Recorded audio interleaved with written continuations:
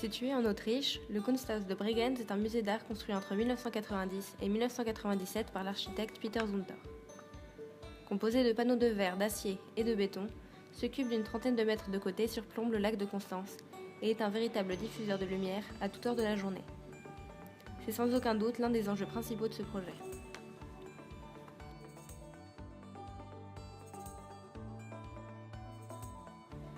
Le bâtiment est constitué de 5 dalles en béton superposées, tenues par 3 murs porteurs.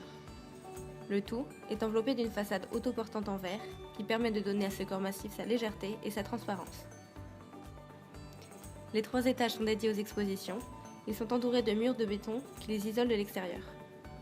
Pour les atteindre, la lumière doit traverser les 2 épaisseurs en verre de la façade, puis le plafond suspendu. La dalle supérieure de chaque étage d'exposition est profilée pour permettre à la lumière d'y entrer au maximum, et elle est ainsi réfractée 3 fois. Le hall bénéficie d'un important apport de lumière directe. Quant au rapport au sol, la façade descend jusqu'au niveau -1 et permet donc d'apporter à celui-ci une part d'éclairage naturel. Les murs de béton, raccrochés aux dalles des salles d'exposition, sont doublés d'isolants.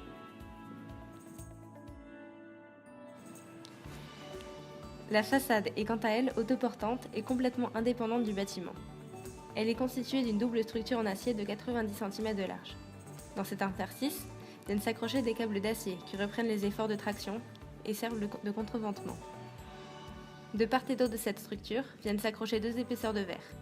4 couches de verre gravé ou verre blanc forment les bardeaux de verre extérieur, tandis qu'une double épaisseur de verre forme le vitrage isolant intérieur. Chaque étage d'exposition possède un double plafond vitré qui laisse entrer la lumière naturelle. Il est raccordé à la dalle supérieure par un système de câbles. Des lampes à balancier ont été installées au-dessous des plafonds suspendus pour compléter l'éclairage.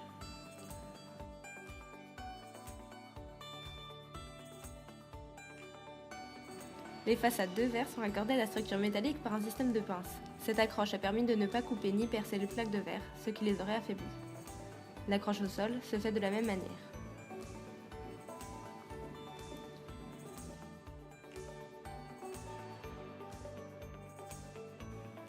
Comme visible ici en plan, il y a à chaque fois un tuilage entre les bardeaux de verre. Le bardeau supérieur chevauche le bardeau inférieur. Cela permet de garantir l'étanchéité à l'eau du bâtiment.